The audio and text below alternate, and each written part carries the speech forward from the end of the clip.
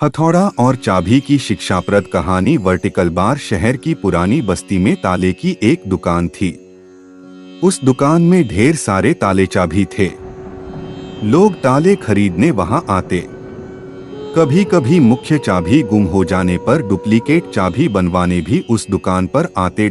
उसी दुकान में कोने में एक मजबूत हथौड़ा भी पड़ा हुआ था जो ताला तोड़ने के काम आता था, लेकिन उसका प्रयोग कभी कभार ही होता था। कोने में पड़े पड़े हथौड़ा अक्सर सोचा करता कि मैं इतना मजबूत हूँ, इतना बलशाली हूँ, इसके बाद भी इतने प्रहार झेलता हूँ, तब ही ताले को खोल पाता हूँ।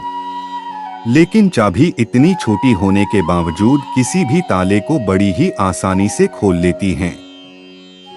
ऐसा क्या है इस छोटी सी चाबी में? एक दिन जब दुकान बंद हुई तो उससे रहा ना गया।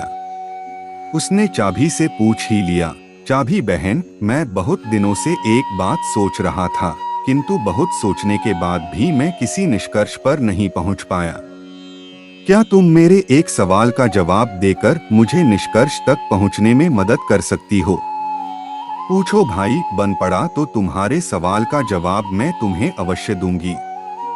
चाबी नम्रता से बोली, बहन, तुम में ऐसी क्या खास बात है कि तुम इतनी छोटी होने पर भी हर प्रकार के ताले, चाहे वह कितना मजबूत और जिद्दी क्यों न हो, बड़ी आसानी से खोल लेती हो, जबकि मैं तुमसे बहुत बड़ा, बलशाली और शक्तिशाली होने के बावजूद ऐसा नहीं कर पाता।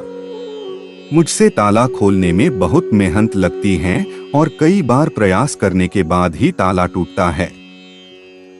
चाबी मुस्कुराई और बोली, बहुत ही साधारण सी बात है हथौड़े भाई। तुम ताले पर प्रहार करते हो, इस तरह तुम उस पर बल का प्रयोग करते हो और खोलने के प्रयास में उसे चोट पहुंचाते हो। ऐसे में ताला खुलता नहीं बल्कि टूट जाता है, जबकि मैं बिना बल का प्रयोग किए और ताले को चोट पहुंचाए बगैर उसके अंतर्मन में उतर जाती हूँ। इसलिए मेरे निवेदन पर ताला तुरंत खुल जाता है। सीख, जीवन में कई बार ऐसी परिस्थितियां आती हैं जब हमारे सामने हथौड़ा या चाबी बनने का विकल्प होता है। किसी का दिल जीतना है तो उसे हथौड़ा बनकर जोर जबरदस्ती से नहीं जीता जा सकता, बल्कि चाबी की तरह उसके दिल में उतरकर जीता जाता है। इसी प्रकार किसी से कोई काम करवाना है तो डरा धमकाकर और जबरदस्ती दबाव डालकर भी काम करवाया जा सकता है।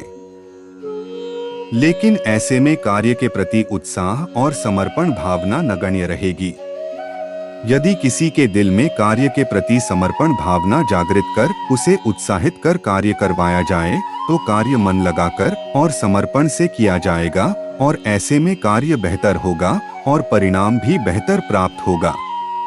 कहानी अच्छी लगी हो तो प्लीज इस चैनल को सब्सक्राइब करें और लाइक करें। धन्यवाद।